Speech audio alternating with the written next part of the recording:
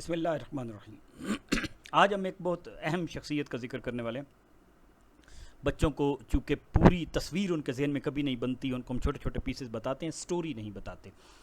تو یہ شخصیت عراق میں پیدا ہوئی، انتہائی بامقصد، اپنے ایم میں، اپنے مقصد میں فوکسڈ۔ یہاں پہ انہوں نے اپنے مقصد کے لیے ایک پوری جدوجہد کی۔ وہاں سے پھر وہ ہجرت کر کے گئے، ایک جگہ تھی حران، جو ٹرکی آپ سمجھ لیں کہ موجودہ شام، ٹرکی، اس علاقے میں۔ وہاں پہ اپنی جد و جہد کرتے رہے۔ وہاں سے نکل کے قسطنطنیہ آئے،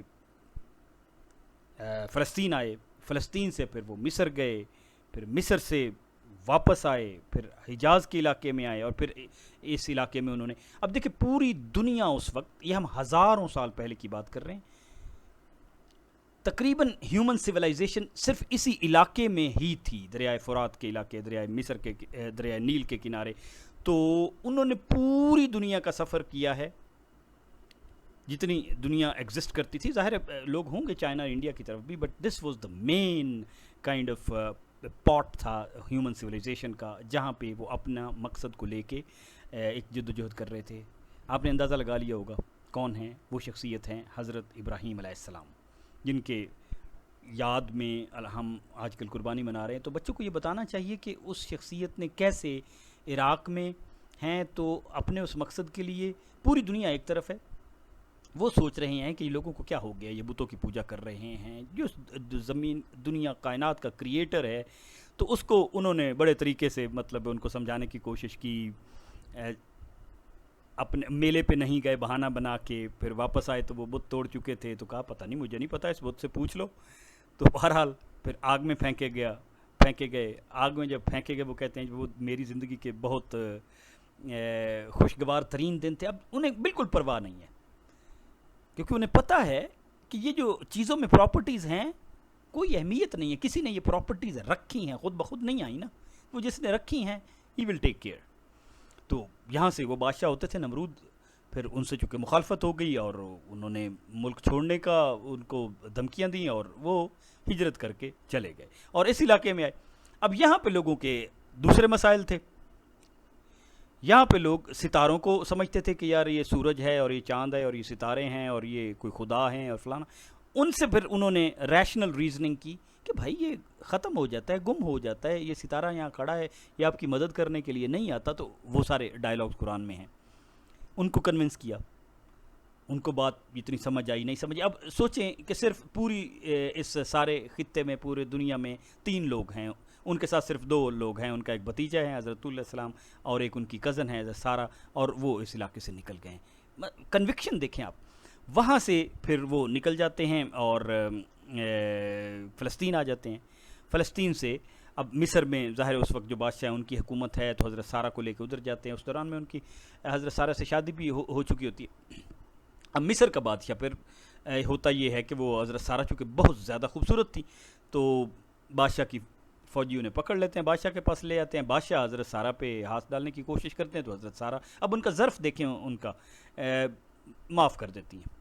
وہ پھر جسارت کرتا ہے، شیطانی کرنے کی کوشش کرتا ہے، ہاتھ اٹھاتا ہے، اس کا ہاتھ پھر شل ہو جاتا ہے۔ حضرت سارہ پھر ہاتھ اٹھا لیتے ہیں کہ یا اللہ بے وقوف آدمی ہے، چھوڑتے ہیں۔ تیسری دفعہ پھر ایسی ہوتا ہے، پھر وہ سمجھتا ہے کہ نہیں یہ تو کوئی پتہ نہیں فرشتے ہیں یا کیا ہیں، تو وہ حضرت ہاجرہ کو ساتھ بطور تحفہ اپنی فیملی کی، ایک خاتون بعض روایات میں آ کے اس کی بیٹی تھی، حضرت ہاجرہ کو ساتھ بھیج دیتے ہیں۔ تو وہ پھر حضرت سارہ کے ساتھ جاتی ہیں فلسطین، کئی سال رہتی ہیں۔ اب حضرت سارہ کے ہاں اولاد نہیں ہوتی، تو وہ حضرت ابراہیم کو کسی سٹیج پہ کنونس کرتی ہیں کہ آپ حضرت سارہ سے شادی کر لیں، حضرت ہاجرہ سے شادی کر لیں، اور ان سے پھر حضرت اسماعیل پیدا ہوتے ہیں۔ اب اللہ تعالیٰ کا ایک اور ان پہ ٹیسٹ آتا ہے، اور ان کو بھیجا جاتا ہے کہ جی آپ اس جگہ پہ جائیں جو موجودہ مکہ ہے۔ اب دیکھیں اللہ تعالیٰ وہاں پہ پلان کر رہے ہیں اور چیزوں کو اس طرح پلانٹ کر رہے ہیں کہ ڈیزائنڈ وے میں۔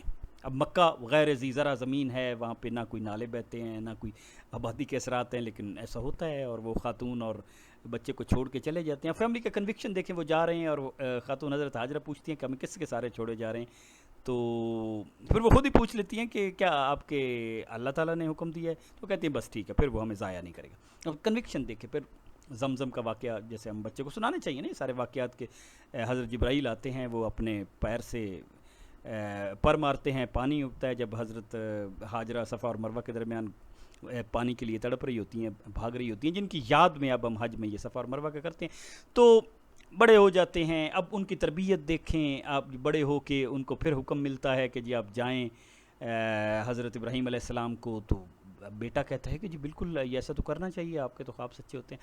تو وہ جیسے شعر بھی ہے نا کہ وہ یہ مکتب کی کرامت تھی، سکھائے کس نے اسماعیل کو آداب فرزندی.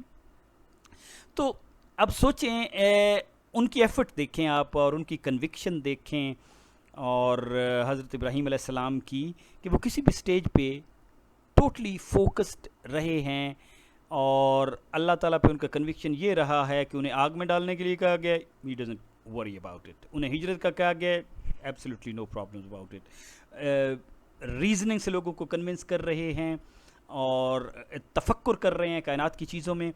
تو اقبال کہتے ہیں نا، بے خطر کوٹ پڑا آتش نمرود میں عشق، عقل ہے محو تماشائے لب بام ابھی، توڑ دیتا ہے بت ہستی کو ابراہیم عشق، ہوش کا دارو ہے گویا مستی تسنیم عشق. اقبال تو کہتے ہیں نا، تیری نسبت براہیمی ہے میں مارے جہاں تو ہے. پہلا مصرع یہ ہے نا بندے عروس لالا ہے خون جگر تیرا. لیکن اقبال یہ بھی کہتے ہیں کہ براہیمی نظر پیدا مگر مشکل سے ہوتی ہے، ہوس چھپ چھپ کے سینوں میں بنا لیتی ہے تصویریں. ابراہیم علیہ السلام کی کنیت تھی ابو ذیفان، مہمان نواز، مہمانوں والا، مہمانوں کی خدمت کرنے والا. حضور صلی اللہ علیہ وسلم سے صحابہ کرام نے پوچھا تھا کہ وہ دیکھنے میں کیسے تھے، کیونکہ معراج میں ان کے حضور صلی اللہ علیہ وسلم کے ساتھ ملاقات بھی ہوئی تھی. تو انہوں نے کہا تھا بس اپنے ساتھی کو دیکھ لو، محمد کو دیکھ لو. تو حضور صلی اللہ علیہ وسلم نے بڑے مختصر اور لیکونک الفاظ میں ان کو یہ بتایا کہ وہ اس طرح تھے. اور آپ ان کی دیکھ لیں، جب حضرت سارہ اس بادشاہ نے پکڑ لیا اور اس مصیبت میں تھی، تو حضرت ابراہیم بڑے سکون سے نماز پڑھ رہے تھے. انہیں کہہ دیا کہ آپ ان کو کہہ دینا، اس کو کہہ دینا ہم نے اب اس سے جان چھڑانی ہے، اسے کہنا کہ وہ میں اس کی بہن ہوں، کیونکہ بہن کہہ دینے سے اس زمانے میں پھر وہ چھوڑ دیتے تھے. لیکن اگر وہ بتاتے کہ خامند ہے تو پھر خامند کو وہ ہلاک کر دیتے تھے اور پکڑ لیتے تھے. تو یہ انہیں پتہ تھا کہ یہ اس زمانے کا ایک رواج تھا، ایون ڈاکوؤں میں بھی رکھ رکھا وہ اس طرح تھا. تو انہوں نے صرف اپنی نماز پہ توجہ دی اور اللہ تعالیٰ سے مانگا ہے، وستعینوا بالصبر والصلاۃ کر کے دکھایا ہے. اور ان کی حکمت دیکھیں، ہر مرحلے پہ جس قسم کی آڈینس ہے اور جس قسم کا مسئلہ ہے اس کو اس قسم سے کنونس کر رہے ہیں.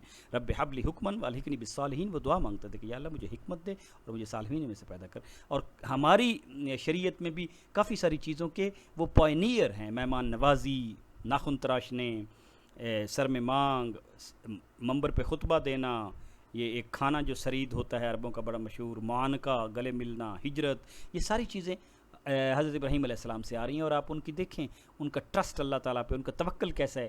اللہ تعالیٰ انہیں کہتے ہیں کہ جی آواز دو حج کے لیے لوگوں کو. اب ان کے ذہن میں آتا ہے کہ وہ یا اللہ کون سنے گا. اللہ تعالیٰ نے کہا یہ ہم پہ چھوڑ دیں، سنوانا ہمارا کام ہے. تو یہ ایک لیسن ہے زندگی کا. ہمارا کام ہے ٹو پٹ آور ایفرٹ. اس کے نتائج کیسے نکلیں گے یہ سوچنا کہ وہ ہمارے ہاتھ میں ہے، یہ ٹوٹل توکل کے خلاف ہے. وہ اللہ تعالیٰ کے ہاتھ میں. ان کی زندگی میں بڑے زبردست ریزننگ آپ دیکھیں سچویشن کے مطابق. جو بتوں کے ہیں تو ان کو بتوں کی ریزننگ کر رہے ہیں، جو چاند سورج کو مانتے ہیں انہیں کہہ رہے ہیں یار یہ تو ڈوب جاتے ہیں. تفکر فی آیات دیکھیں، لرننگ دیکھیں. اللہ تعالیٰ سے درخواست کرتے ہیں کہ اللہ تعالیٰ کیسے آپ کرو گے، ان کو زندہ کیسے کرو گے. تو وہ اللہ تعالیٰ کہتے ہیں کہ یہ 4 برڈز لے کے ان کو آپ کاٹو، ذبح کرو اور پھر دیکھو ان کو مکس اپ کر کے. مطلب ان کو جستجو دیکھیں، حفظ مراتب دیکھیں، اپنے والد سے کیسے سلوک کرتے ہیں جبکہ والد ان کے خلاف ہوئے ہیں. اپنی فیملی سے شروع کرتے ہیں. آپٹمزم، ریزیلینس، پرزسٹنس دیکھیں، فوکس دیکھیں ان کا. حنیفہ کا لفظ اللہ تعالیٰ نے ان کے لیے استعمال کیا ہے. اسٹرگل کر رہے ہیں، ٹریول کر رہے ہیں، پوری دنیا میں کوئی بھی نہیں مان رہا. 3 بندے ہیں لیکن وہ ذرا بھی ان کے تحمل میں کمی نہیں ہوتی. حکمت ان کی دیکھیں، اور اللہ تعالیٰ انہیں کیسے صبر اور صلات سے پھر نوازتا ہے. اور ایک نیا کلچر، نئی سویلائزیشن جیسے وہ پیچھے ہم نے ذکر کیا آ رہے ہیں، اور بالکل کراؤڈ کو فالو نہیں کر رہے. وہ فالو کر رہے ہیں اپنے کنوکشن کو.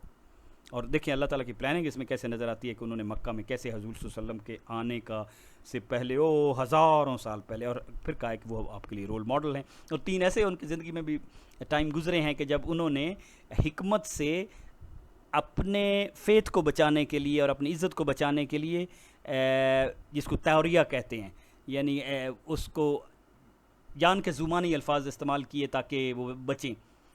ایک دفعہ انہوں نے کہا تھا کہ میں بیمار ہوں، میں نہیں آپ کے جاتا میلے میں، انی سقیم. پھر انہوں نے جب پوچھا کہ یہ بت کس نے توڑے ہیں ابراہیم، تم تو میلے پہ نہیں تھے، تم پیچھے رہ گئے تھے. انہوں نے کہا بل فعلہ کبیرہم ھذا، اس بڑے والے سے پوچھ لو. اور پھر تیسری دفعہ وہ یہ تھی جب حضرت سارہ کو بادشاہ نے پکڑ لیا تو اس نے کہا یہ میری بہن ہے. تو یہ ان تینوں کے واقعات کی وجہ سے پھر آتا ہے نا کہ وہ قیامت کے دن ان کو بھی یہ ڈر ہوگا کہ میں نے 3 دفعہ چونکہ یہ کیا تھا تو میری کہیں پوچھ نہ ہو جائے. تو اتنے یہ لوگ محتاط اور تقوی والے تھے. اور قرآن میں آپ دیکھیں تو تقریباً 70 دفعہ 69 ٹائمز میں نے ڈکشنری میں دیکھا تو ان کا ذکر ہے ابراہیم علیہ السلام کا. اور اللہ تعالیٰ نے جو ان کو کریڈینشل دیے ہیں کیا بات ہے، اب اس سے زیادہ کچھ ہو نہیں سکتا نا. ان ابراہیم الحلیم اواہ منیب، یہ تو بہت ہی حلیم ہے، یہ تو واپس آنے والے ہیں میری طرف لوٹ لوٹ کے. تو از جا ربہ بقلب سلیم، یہ اپنے رب کی طرف قلب سلیم لے کے آتے ہیں. اور قلب سلیم از دا فائنل اسٹیٹ، اسپریچول کی ہائٹ ہے جو اللہ تعالیٰ نے ایک اسٹینڈرڈ رکھا ہے.